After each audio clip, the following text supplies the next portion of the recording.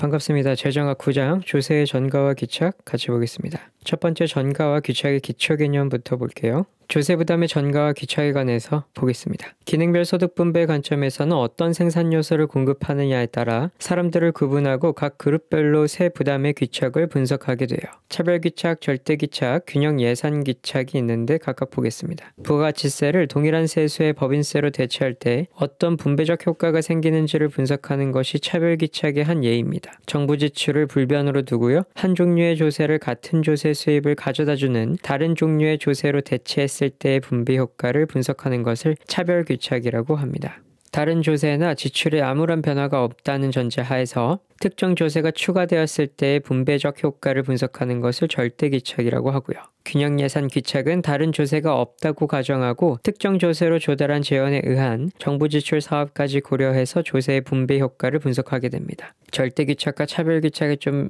헷갈릴 수 있는데요. 정부 지출을 불변으로 두고요. 한 종류의 조세를 같은 조세 수입을 가져다주는 다른 종류의 조세로 대체했을 때의 분배 효과를 분석하는 것을 차별 귀착이라 하고요. 절대 귀착은 다른 조세의 지출에 아무런 변화가 없다는 전제하에서 시행되는 겁니다. 전가를 한번 볼까요? 법인세를 부과하면 소비자들에게 세부담이 전가될 수 있는데 이를 전가라고 합니다. 생산자에서 소비자로 가는 걸 전가라고 하고요. 소비자에서 생산자로 가는 걸 후방 전가라고 합니다. 조세 부담은 생산물이나 생산 요소 시장 가격을 통해서 거래 단계상 유통의 진행 또는 반대 방향으로 전가될 수 있죠. 유통의 진행 방향은 전가, 반대 방향은 후방 전가. 조세 부담의 전가란 법적으로 조세 부담의 의무를 지고 있는 사람이 다른 사람에게 그 부담을 강제로 떠넘기는 것은 아닙니다. 조세 부담의 전가란 조세 부담이 경제적 관계에 따라서 법률상 납세 의무자로부터 다른 경제 주체에게로 이전되는 것을 말하는 거예요. 강제로 떠넘기는 것은 아닙니다. 법인세의 부과는 조세 부담의 전전 및 후전을 모두 발생시킬 수 있어요. 완전 경쟁 시장에서 종가세의 귀착은 소비자에게 부과되든 생산자에게 부과되든 경제적 효과 면에서 동일하게 됩니다. 어떨 때요? 완전 경쟁 시장에서의 종가세의 귀착은 소비자한테 부과되든 생산자한테 부과되든 경제적 효과 면에선 동일하다. 조세의 귀착에 관해서 볼게요. 균형 예산 귀착은 다른 조세가 없다고 가정하고 특정 조세로 조달한 재원에 의한 정부 지출 사업까지 고려해서 조세의 분배 효과를 분석하는 겁니다. 균형 예산 귀착은 정부가 부과하는 조세가 다수인 경우에는 분석이 용이하지 않습니다. 차별 귀착은 모든 조세와 정부 지출이 일정하게 유지된다고 가정하고 하나의 세금을 다른 세금으로 대체할 경우의 분배 효과를 비교 분석합니다. 이론은 차별, 절대, 균형 예산 귀착 순으로 봤었어요. 좀 순서를 바꿔놓죠. 이렇게 헷갈리니까. 차별 귀착은 모든 조세와 정부 지출이 일정하게 유지된다고 가정하고요. 하나의 세금을 다른 세금으로 대체할 경우의 분배 효과를 비교 분석하고요. 절대 귀착은 다른 조세나 정부 지출에 아무런 변화가 없다는 가정하에서 특정 조세의 분배 효과를 분석하게 됩니다. 절대 귀착은 정부 지출이 분배에 미치는 효과를 파악할 수 없다는 단점이 있어요. 정부 지출이 고정된 상태이기 때문입니다. 반면에 차별 귀착은 정부 지출까지 고려하죠. 조세의 자본화에 관해서 볼까요? 완전 경쟁 시장에서 임대료의 실질적 부담자는 현재 토지의 소유자가 됩니다. 조세의 자본화 크기 계산인데요. 1제곱미터당 100만 원 하는 토지를 1000제곱미터 가지고 있네요. 1제곱미터당 만원의 재산세가 영구적으로 부과될 때 조세의 자본화 크기에 대해서 물었습니다. 단 할인율은 10%고요. 토지 공급은 완전 비탄력적이라고 가정하고 있습니다. 그럼 이 할인율을 이 만원의 재산세를 나눠줍니다. 만원 나누기 0.1 하면은 1제곱미터당 10만원의 자본화 금액이 형성되는 걸 볼 수 있어요. 땅 가격은 90만원으로 하락하게 됩니다. 1제곱미터당 90만원 한다는 거예요. 자본화 금액만큼 토지 가격은 하락하게 돼 있어요. 토지의 공급이 완전히 고정되어 있다면 토지분 재산세 궁극적 귀착에 관해서 물었습니다. 공급 곡선이 수직선이죠. 이럴 땐 재산세 부과 시점에 토지 소유자에게 100% 귀착돼요. 토지 공급이 고정되어 있을 때 부과된 조세가 자본화되는 경우에 대해서 물었습니다. 자본화의 결과로 토지 가격은 하락합니다. 하락했었죠. 자본화의 크기는 기간당 이자율에 반비례하게 됩니다. 세금을 이자율과 나눴었죠. 토지 수요 곡선이 비탄력적일수록 토지 공급자가 100% 부담하게 돼요. 왜요? 공급선이 수직이기 때문입니다. 토지 소유자가 토지에 부과된 조세를 모두 부담해요. 제가 알고 있어야 되는데 공급이 완전히 고정되어 있다. 이 말은 공급 곡선이 수직선이다. 공급 곡선이 수직선이란 말은 토지의 공급이 완전 비탄력적이다. 이 말입니다. 딱딱딱 연결돼야 돼요. 그러면 어떻게 된다? 재산세 부과 시점에 토지 소유자에게 100% 귀착된다. 세율이 낮을수록 조세의 자본화 정도는 낮아지겠죠. 분자가 작아지는 거니까. 자본화되어 토지 가격이 하락했을 경우 토지처럼 공급이 고정되어 있는 자산에 과세를 하면 조세 부담의 자본화가 발생할 수 있습니다. 공급이 고정되어 있기 때문에 자본화가 일어나면 조세 부담은 토지 소유자에게 귀착되고요. 토지 가격은 부과된 조세의 현재 가치만큼 하락하게 됩니다. 토지 임대 사용자와는 관련이 없어요. 조세 부과 후 토지 소유자에게 모든 조세 부담이 귀착됩니다. 가끔 말장난합니다. 조세 부과 후 토지 구입자에게 모든 조세 부담이 귀착된다면 틀린 거예요. 조세 부과 후에는 토지 소유자한테 모든 조세 부담이 귀착돼요. 조세의 자본화 볼게요. 조세의 자본화란 조세 부과로 인해 자산의 가격이 미래에 발생하게 될 조세 부담이 현재 가치에 해당하는 만큼 하락하는 것을 의미하고요. 조세 부담으로 인한 현재 가치 하락은 장래에 발생한 조세 부담액의 현가의 합으로서 계산되게 됩니다. 토지 공급이 고정되어 있다면 조세 부담이 자본화함으로써 토지의 가격은 하락하게 되고요. 토지의 공급선이 신축적이라면 완전한 자본화는 발생하지 않습니다. 이렇게 완전히 고정되어 있을 때 100% 귀착되는 거지 조금이라도 신축적이라면 완전한 건 아니고 조금 나눠 가지겠죠. 세율이 높을수록 조세의 자본화 정도는 높아지게 됩니다. 분자가 높아지니까요. 부분 균형 분석 볼까요? 수요 곡선이 완전 비탄력적이고요. 공급 곡선이 탄력적인 상품에 종량세가 부과된 경우 물었습니다. 비탄력적이면 어떤 형태죠? 수직이라고 했어요. 자, 이렇게 수요 곡선이 비탄력적이고 공급 곡선이 탄력적인 상태입니다. 완전히 탄력적이면 이렇게 수평으로 누워버리겠죠? 자, 이런 상품에 종량세가 부과된 경우에 대해서 말하는 겁니다. 모든 조세 부담은 수요자가 지게 돼요. 왜요? 수요 곡선이 완전 비탄력적이기 때문인 거예요. 물품세는 중립세가 아니고요. 조세의 전가는 발생하게 됩니다. 소비자 가격이 단위당 세액만큼 증가하게 되고요. 과세에 따른 초과 부담은 발생하지 않습니다. 조세 부과 전과 조세 부과 후에 균형 거래량의 변화는 없기 때문이에요. 두 개의 시장을 비교하면 존재하지만 한 가지의 시장만 본다면 없습니다. 그냥 세금만큼만 올라간 거예요. 그 가격만큼 올라가고 거래량에 대해서는 변화가 없죠, 지금. 그렇기 때문에 초과 부담은 발생하지 않았던 겁니다. 종량세를 부과하는 경우 조세의 초과 부담 및 전가에 관해서 물어봤네요. 공급 곡선, 수요 곡선 모두 탄력적일수록 초과 부담은 커지고요. 반대로 비탄력적일수록 초과 부담은 작아집니다. 비탄력적이면 수직이었고 완전 탄력적이면 수평이라고 했습니다. 이 수평일 때는 이 수량이 이동을 하게 되겠죠. 그러니까 초과 부담이 생기게 되는 거예요. 반대로 비탄력적일 때는 수직으로 솟아있으니까 거래량의 변화가 생기지 않습니다. 그래서 초과 부담은 작아지게 되고요. 공급 곡선이 탄력적일수록 공급자의 세부담은 작아집니다. 수요 곡선이 비탄력적일수록 공급자의 세부담은 작아지고요.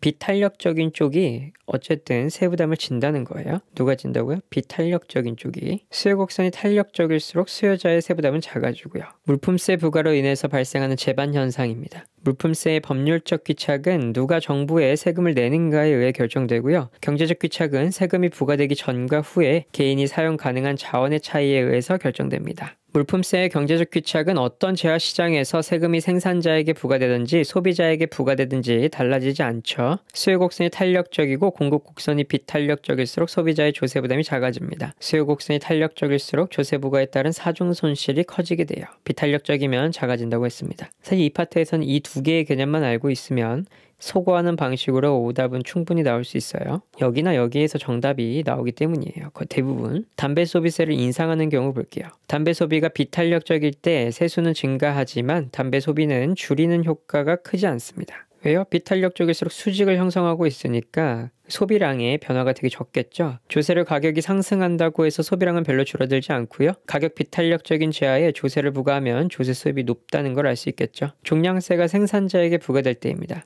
종량세와 공급 곡선의 기울기는 아무런 관련이 없어요. 수요자의 가격 탄력성이 클수록 소비자에게 전가되는 세 부담 규모는 작아지고요. 종량세의 전가는 탄력성에 영향을 받고요. 수요의 가격 탄력성은 큰 경우에 조세 수입의 크기는 작아지게 됩니다. 비탄력적일 때 조세 수입이 높다고 했어요. 가격 탄력성이 클수록 이렇게 수평 형태를 띠게 되잖아요. 그럴 때 이제 가격이 올라감에 따라서 수요량이 대폭 감소하게 되겠죠.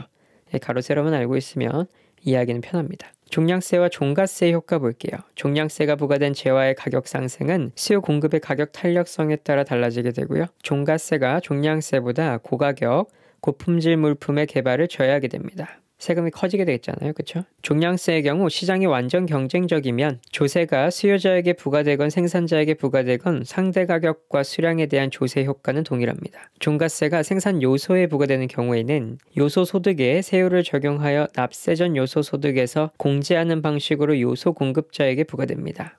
그러니까 생산 요소에 지금 세금을 부과하겠다는 건데 노동의 수요 곡선과 노동의 공급 곡선이 있는데 이렇게 상승하게 되겠죠. 최적의 임금 상태는 여기였는데 노동자한테 돈을 주는 사람은 여기까지 돈을 줘야겠고 돈을 받아가는 사람은 여기서 받아가게 되겠죠. 세전 임금은 올라가지만 세후 임금은 감소하게 됩니다. 그게 지금 이 말이에요.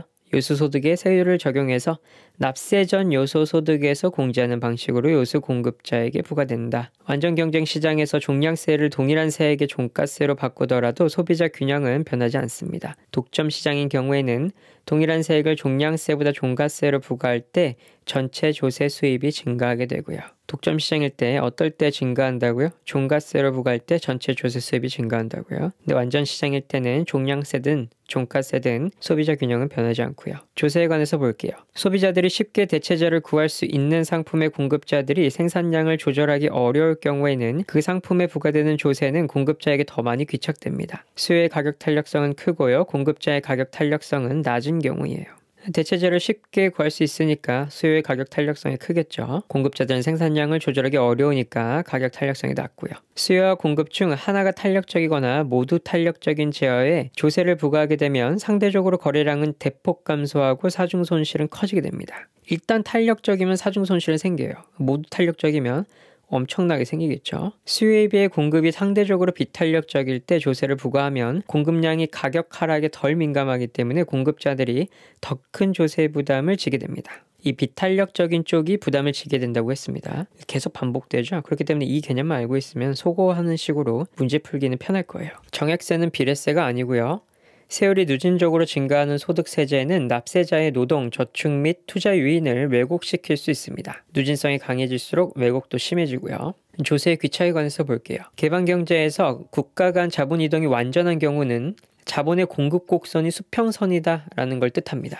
수평선 뭐였죠? 완전하게 탄력적이라고 했어요. 국가 간 자본 이동이 완전히 막 자유로운 거예요. 이럴 때는 자본에 대한 과세는 전적으로 자본 수요자에게 귀착되게 돼요. 공급이 무한대이기 때문이고요. 공급이 완전하게 탄력적이니까 그렇죠? 이 자본 수요자에게 모든 과세가 귀착되겠죠. 공급 곡선이 수평일수록 공급자의 부담은 작아지고요. 완전 개방 경제는 공급 곡선이 수평선이다. 이거 머릿속에 넣어주세요. 생산 요소의 공급이 완전 비탄력적일 경우에는 그 생산 요소에 대한 조세는 공급자에게 모두 귀착되고요. 완전 경쟁 시장 상품에 과세할 때 공급 곡선이 불변이면, 즉 공급 곡선이 수직이면 수요 곡선의 탄력성과 무관하게 모든 조세의 부담은 공급자에게 귀착되겠죠. 비탄력적이니까. 램지 규칙은 효율성 부담을 최소화하기 위한 정책 기준입니다. 조세 부담을 최소화하는 것이 아니라 효율성 부담을 최소화하기 위한 정책 기준이 램지 규칙이에요. 독점하에서 한계 비용 곡선이 일정하고 수요 곡선이 직선인 경우에 종량세를 부과하면 가격은 종량세 2분의 1로 증가하게 됩니다. 막 그래프 그리고 막 이해하면 좋은데 이해할 수 있어요. 그래프 보고 설명을 하면은. 근데 그냥 외우는 게 더 편합니다. 문제 풀 때 일일이 이해하면서 생각하기에는 시간이 너무 부족해요. 독점화에서 한계 비용 곡선이 일정하고 수요 곡선이 직선일 때는 종량세 부과하면 가격은 종량세 2분의 1로 증가한다 라는 겁니다. 독점화에서 한계 비용 곡선이 수직이면 완전하게 비탄력적이면 독점자는 세금의 일부를 수요자에게 전혀 전가시킬 수 없고요. 두 재와 X와 Y가 완전 대체제인 경우에 재와 X의 조세를 부과하면 재와 X의 공급자에게 모두 귀착된다. 수요가 Y로 이동하기 때문에 X제 공급자가 가격을 올릴 수 없습니다. 즉, 공급자가 모두 조세 부담을 지게 되겠죠. 종량세와 종가세 부과가 독점기업의 산출량에 동일한 영향을 주는 경우에 동일한 세액일 때 종가세의 조세 수입이 종량세의 조세 수입보다 크게 된다. 종가세가 항상 크다 했습니다. 어떨 때? 독점인 경우에. 독점기업에게 조세를 부과하면 독점자는 이를 모두 소비자에게 항상 전가시킬 수는 없어요. 그러나 물품세가 부과될 때 독점기업일지라도 부과된 세금 이상을 소비자에게 전가시킬 수 있습니다.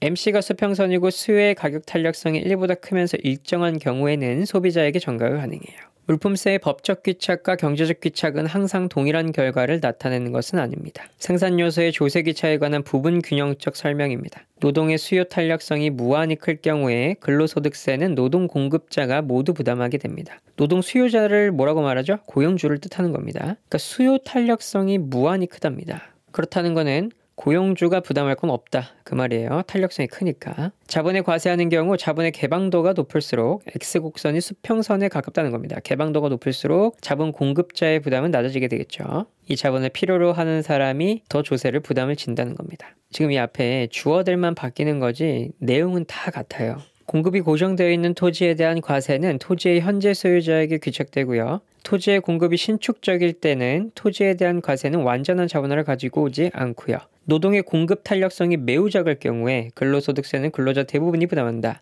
공급 탄력성, 노동일 때 노동의 공급자는 근로자입니다. 공급 탄력성이 매우 작다는 건 수직에 가깝다는 거예요. 노동 공급자 근로자니까 대부분 부담하겠죠. 자본 공급 곡선이 완전 탄력적인 경우에 정부가 외국 자본의 과도한 소득을 규제하기 위해서 자본 시장에 중과세하기로 했답니다. 이럴 경우에 조세를 부과하면 자본 수요자가 전액 부담하겠죠.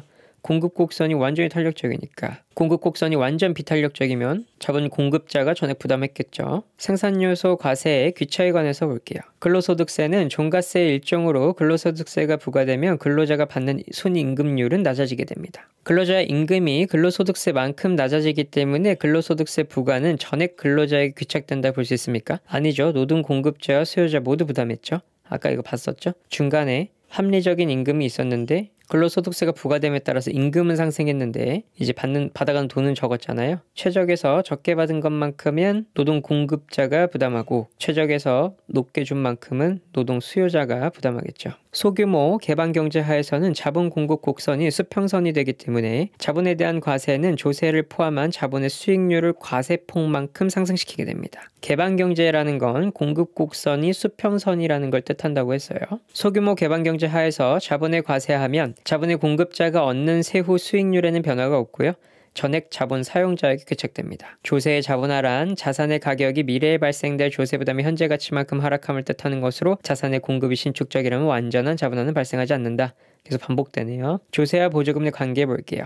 조세와 보조금 모두 탄력적일수록 덜 귀착받게 되고요. 독점적 경쟁 시장에서는 독점적 경쟁 시장의 상품에 과세하는 경우 기업이 충성 고객을 확보하였을 때는 전가가 쉽겠죠. 독점적 경제 시장에 상품에 과세한 경우에는 상품의 이질성이 높으면 전가가 쉽습니다. 이질성이 높다라는 건 대체품이 없다라는 걸 뜻해요. 독점적 경쟁 시장의 상품에 과세한 경우 상품의 동질성이 높으면 전가가 어렵겠죠.